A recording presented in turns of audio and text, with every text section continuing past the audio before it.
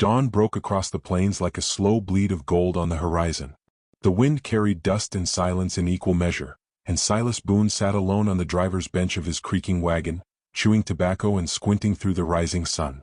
The wheels beneath him groaned with every rut in the earth, as if even the wood had grown tired of the road.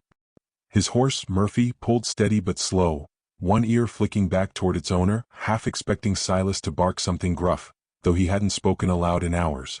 The town of Bitter Wash was still a speck in the distance. Just another place to trade in hides and munitions, pick up some flour and move on before the folks asked too many questions. Silas liked it that way, rootless, detached. No one to answer to. No one to bury. He wiped sweat from his brow with the back of his hand and shifted on the bench. A subtle thud came from the wagon bed behind him. Not the bounce of pots or the sway of goods. Something heavier. Something wrong. He stilled. Another sound. A rustle. Then the unmistakable squeak of the canvas tarp shifting where it shouldn't. In a fluid, practiced motion, Silas drew the revolver from his hip and turned, the hammer pulled back with a quiet click. His voice came out flat cold. "Whoever's hiding back there, you got 3 seconds to crawl out, for I put lead in you." Silence. Then a whimper. He blinked. The revolver dipped an inch, uncertain. He shifted onto the wagon bed and yanked the canvas aside. Lying amid burlap sacks and crates of dried beans was a child, small, filthy, wrapped in an oversized coat that must have belonged to someone twice her size. Her cheeks were smudged with dirt, and her boots were worn near to the sole. She looked about 6 or 7, maybe 8. Her eyes, startling blue beneath tangled hair, met his for half a second before she shrank back against the wood, trembling like a cornered animal. His mouth went dry. Pinned to her coat with a safety pin was a folded scrap of parchment. He knelt slowly, keeping the revolver pointed at the floorboards, and tugged the note free. Scrawled in shaky handwriting were 6 words. "Please be her dad. I'm sorry." He stared at it, unblinking. Then he looked back at the girl. "You alone?" She didn't speak. Just hugged her knees tighter, nodding once. "You mute or scared?" No reply. He sighed, stood, and holstered his gun. "How?" She didn't flinch when he moved to the reins again, but she didn't relax either. Silas said nothing more as he flicked the reins and got the wagon moving. The wind picked up, blowing across the plain like a sigh from the earth itself. Behind him, the girl shifted once, curling into herself like a thing too used to hiding. By midday, Bitter Wash was visible through a heat shimmer, wooden storefronts lined up like broken teeth, a single church steeple rising above the saloon. He pulled the wagon off the main road into a copse of mesquite trees. If the sheriff saw the girl and started asking questions, it could get complicated fast. He jumped down and reached for a canteen. "You hungry?" She peeked from behind a crate. He tossed her a biscuit from his saddlebag. She caught it with both hands and stared at it a moment like it might vanish. Then slowly she ate. He leaned against the wagon wheel and watched her. The silence stretched. "I ain't a dad," he muttered. "Was once. Long time ago." She looked up, alert. "Had a wife. Baby boy. We were set tin roots near the Copper Ridge. Land dispute gone ugly. Rail men wanted it, we wouldn't sell. Came home one night, smoke still rising. Only thing left was ash and this." He tugged the chain around his neck, revealing a small, scorched locket. She didn't ask what was inside. Just looked at him with something between understanding and sorrow. "I ain't good with kids," he added. She didn't answer, but she didn't look away either. He rubbed a hand over his face. "Damn fool left you in my wagon with that note. What the hell am I supposed to do with that?" He didn't expect a response, but her gaze flicked to the horizon, toward Bitter Wash. "You think I should drop you off at the sheriff's?" he asked. She finally spoke, barely a whisper. "No." He stiffened. Her voice was soft and dry, like wind through prairie grass. "Why not?" "They'll find me." He crouched beside the wagon again. "Who's they?" No answer. Her hands clutched the edges of the coat tighter. "I can't help you if I don't know what we're dealing with." "They hurt Mama." His jaw tightened. "You saw it?" She nodded. He looked away, biting back a curse. He'd been around enough lawmen to know how they handled orphans with trouble. She'd get put in a wagon, then a home, probably worse than wherever she'd come from. Maybe some snake oil preacher with too many mouths to feed and too many fists. "You got a name?" She hesitated. "Emery." He nodded slowly. "All right then, Emery." He didn't know why, but her name rooted into him like a seed in dry earth. They stayed off the main trail that afternoon. He figured they'd camp before dusk, then head into town under cover of night, leave her with the sisters at the mission and be on his way by morning. That was the plan. But plans were like glass out here, meant to be broken. They stopped by a shallow ravine, shaded by scraggly trees. Silas lit a small fire and roasted a rabbit he'd caught in a snare. Emery sat across from him, legs tucked beneath her, silent and watchful. "You sleepin' in my wagon on purpose or just got lucky?" She shrugged. "Did your mama leave you there?" Pause. Then she shook her head. She said, "Go hide." I ran. I waited. She never came. A knife twisted behind his ribs. He handed her a plate. She took it with both hands and nodded. After they ate, Silas checked the perimeter. The sun had dipped low, casting long shadows through the trees. He felt it before he heard it. A presence. A disturbance in the calm. The wind had shifted. He turned slowly, fingers brushing the grip of his revolver. The horizon was still, but his instincts prickled like needles in his spine. "Emery," he said softly. She looked up. "Get in the wagon." Quiet now. She didn't question it. Just moved, soundless, slipping beneath the tarp like a whisper. Silas crouched beside the fire, gun drawn low. Nothing moved. No birds, no crickets. Just the crackle of flame and the dull thud of his heart. Then he saw it. A figure on horseback, still as stone, barely a silhouette against the fading light. Watching. Too far to identify. Too quiet to call out. Silas didn't move. Just waited. The figure turned, slowly, and vanished behind a rise. He rose only once the sky turned purple and the stars blinked through. Back at the wagon, Emery sat curled under the blanket. Her eyes were wide awake. He climbed in beside her, setting the rifle across his lap. "You ever shoot before?" She shook her head. "You're gonna learn." A moment passed. "Who was it?" she asked. "I don't know," he replied. But they weren't no traveler. The fire had gone out, but the heat lingered. She whispered, "Will they come back?" He didn't answer right away. "They always do," he said finally. Silas leaned back against the side of the wagon, eyes fixed on the dark horizon. The silence wrapped around them like a second blanket. Emery shifted closer, her head against his arm. He let her. He didn't sleep that night, not really. And though he didn't know it yet, neither of them would ever ride alone again. The morning broke not with songbirds or soft light, but with gunfire. A single shot cracked across the ravine, echoing like thunder through stone. Silas awoke with a jolt, rifle already in hand, before Emery had time to scream. The girl clung to his coat, eyes wild, breath shallow. Another shot rang out, splintering a tree trunk just inches from the wagon. "Down," he barked. She dropped flat. Silas rolled over the side of the wagon, landing hard in the dust, boots kicking up dirt as he sprinted behind a boulder. He scanned the ridge. Movement, 3 riders, maybe 4. No colors, no badges. Just rifles, bandanas, and horses bred for speed. Mercenaries. Or worse, bounty men. He leaned out just long enough to fire. One bullet sang across the ridge and struck a rock near a rider's foot. They ducked and one returned fire, missing by inches. He counted. 2 rifles up high, one circling low, trying to flank. Cowards, he thought grimly.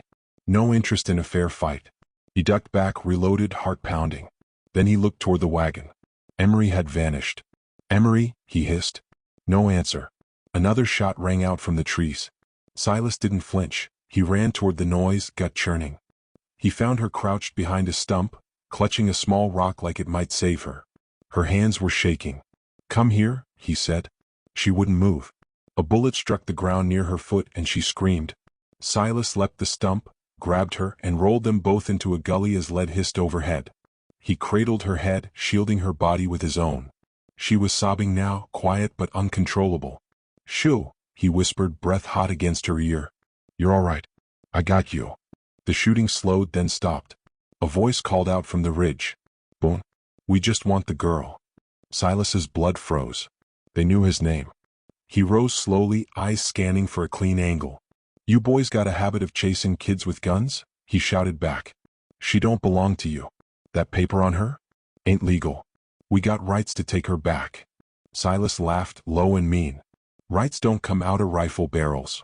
Last chance, Boone. Hand her over, we ride away clean." He leaned to Emery. "Can you run?" She shook her head violently, eyes red. "Then you stay low. When I move, you move behind me. Don't stop. You hear?" Terror gripped her, but she nodded. He took one breath. Then he exploded from cover, firing as he moved. 3 shots clean and fast. One rider's hat flew off. Another screamed as a bullet caught his leg. Silas ducked behind the wagon again and reloaded. Emery scrambled after him, heart hammering against her ribs. The riders turned. They weren't ready for a fight, not from him. "Boone," the voice called again. "You'll regret this." "Not if I shoot faster," Silas muttered. A moment later they vanished, retreating over the ridge in a swirl of dust and curses. The silence that followed was heavier than the gunfire. Emery collapsed beside the wagon, gasping. Silas didn't sit. He paced the edge of the camp, scanning for signs they might circle back. After 10 minutes he was convinced they wouldn't, not today. He knelt by her, wiping dust from her face. "You all right?"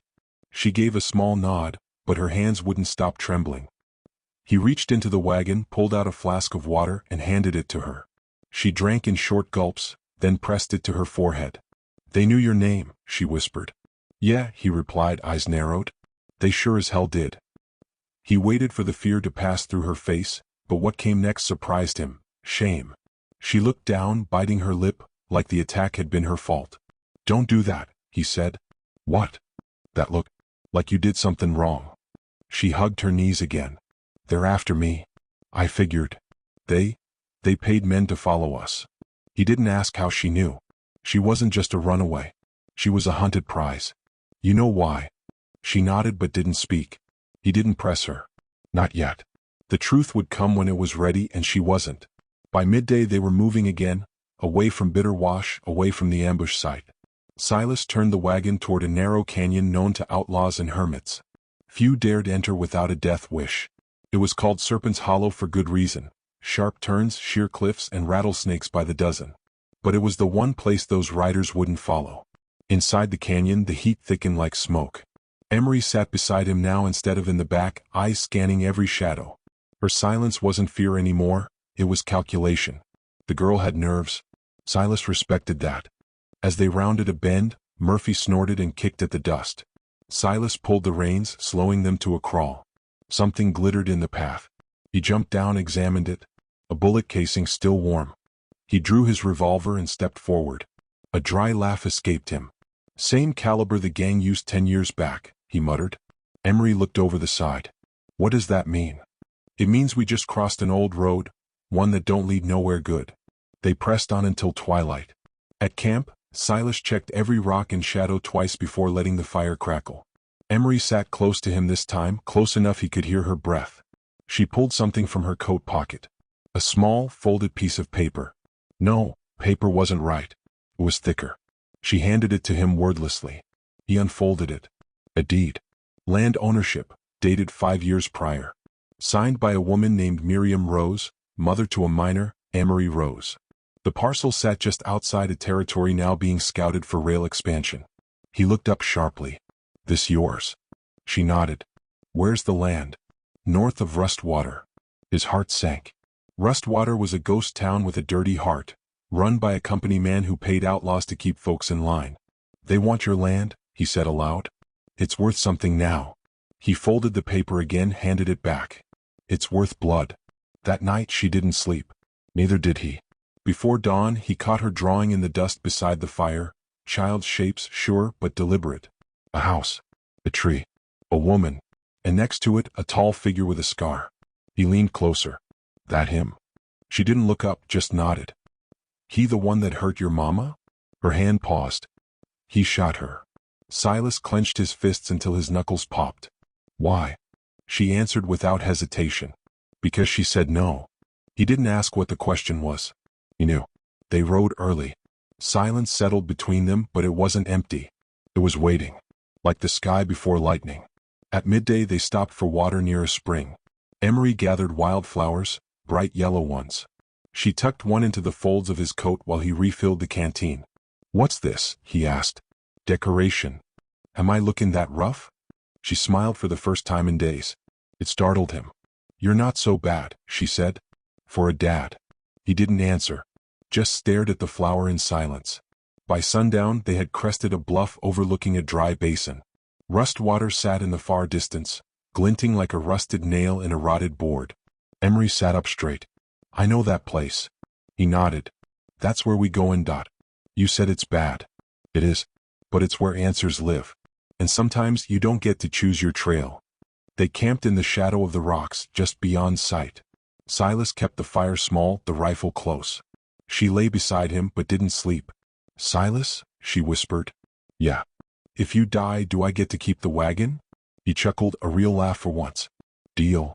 She smiled and rolled over. He watched her a while, then leaned back, staring at the stars. He hadn't planned for any of this. Hadn't asked for a child, a cause, or a damn showdown with ghosts he'd buried a decade ago. But now here she was, wrapped in a coat too big and a future too heavy, and somehow she'd made space for him in it. He closed his eyes. They had a long ride ahead. And one way or another, someone wasn't going to make it back. The wind sweeping down into Rust Water carried a bitter tang, iron, dust, and old sins. Silas reined Murphy to a halt on the ridge overlooking the town, the sun casting the settlement in long shadows. Weather-beaten buildings leaned like they'd given up years ago. The rail line had clawed its way this far and stopped, leaving behind splinters of industry and the men who thrived on its wreckage. Beside him, Emery crouched low, eyes narrowed. She didn't speak, but she didn't need to. Her small hand found his coat sleeve and held on. Silas glanced down, then forward.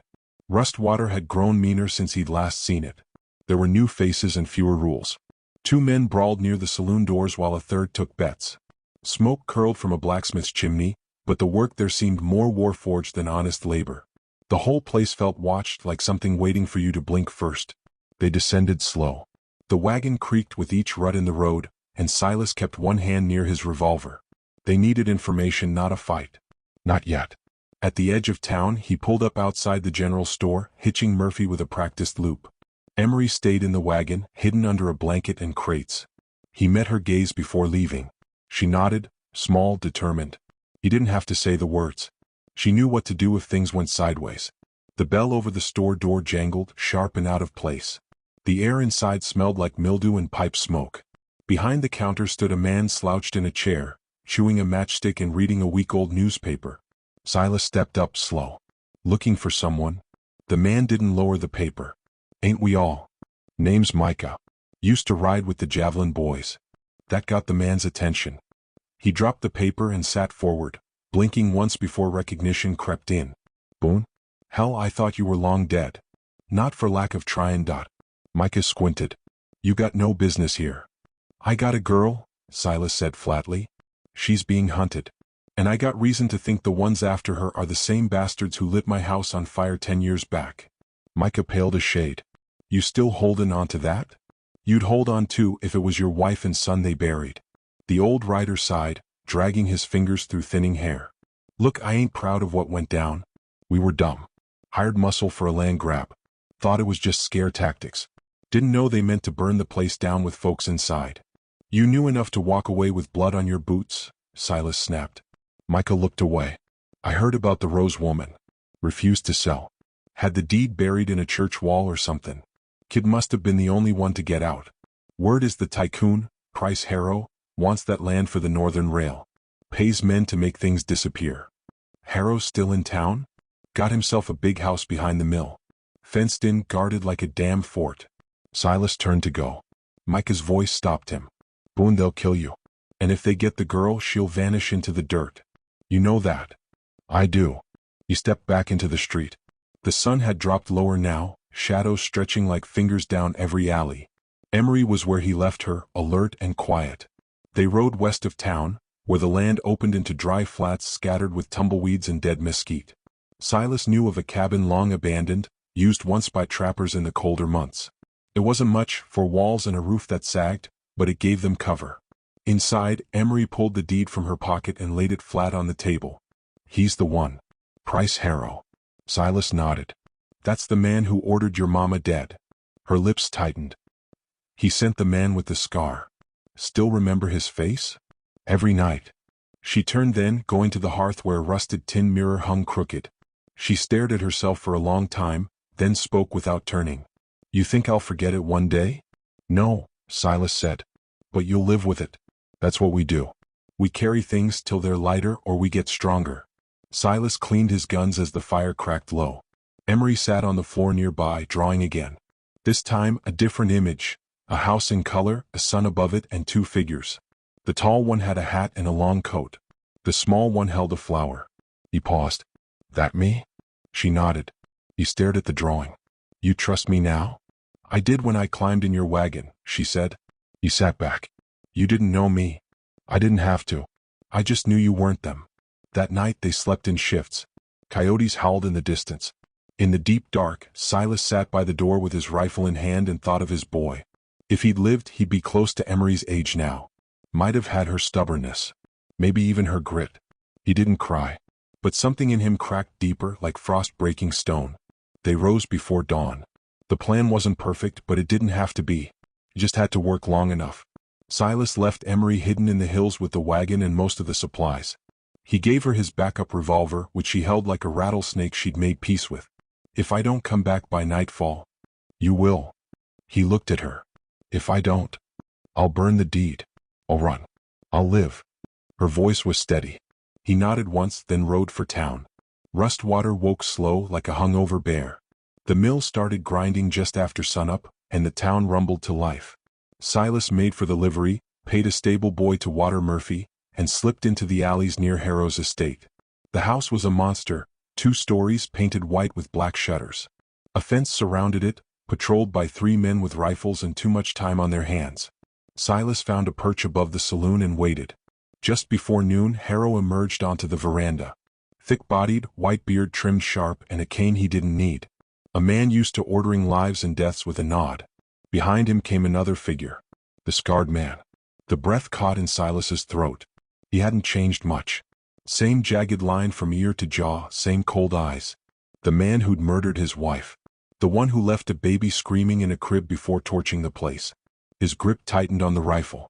His finger hovered near the trigger. But he didn't shoot. Not yet. Instead, he marked every guard's post, every route in and out.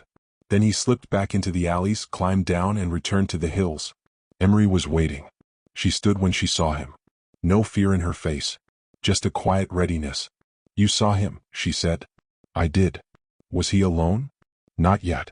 But he will be. Silas sat down back against a rock and closed his eyes.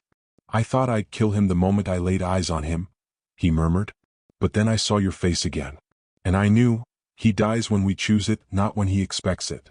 What do we do now? She asked. He opened his eyes.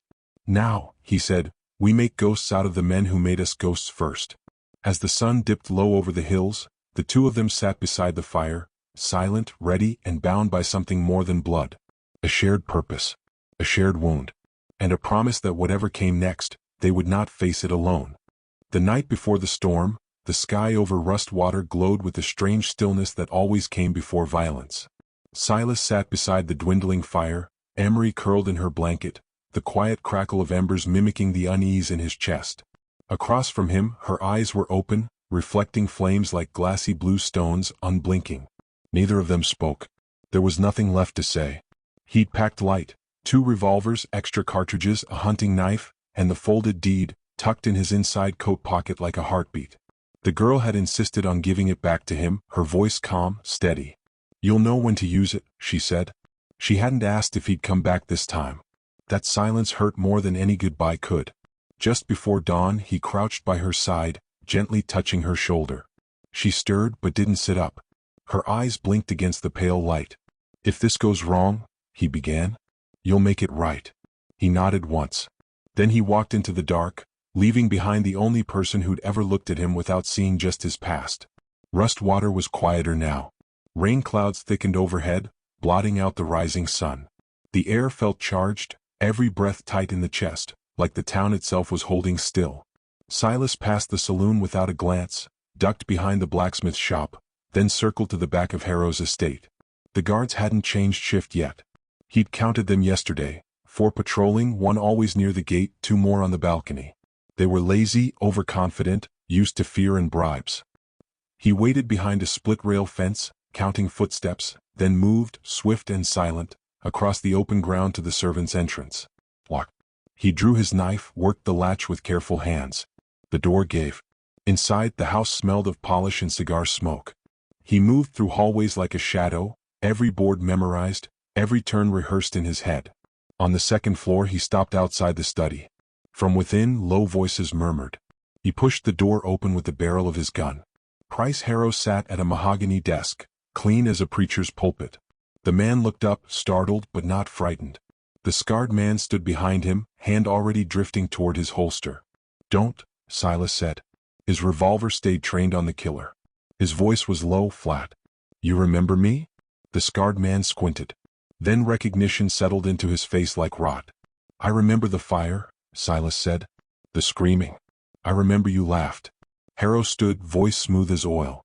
"Whatever you think this is, Boone, I'm sure we can." Silas fired. The bullet struck Harrow in the leg, dropping him like a sack of grain. He screamed, clutching his thigh. The scarred man dove sideways, gun drawn, but Silas was faster.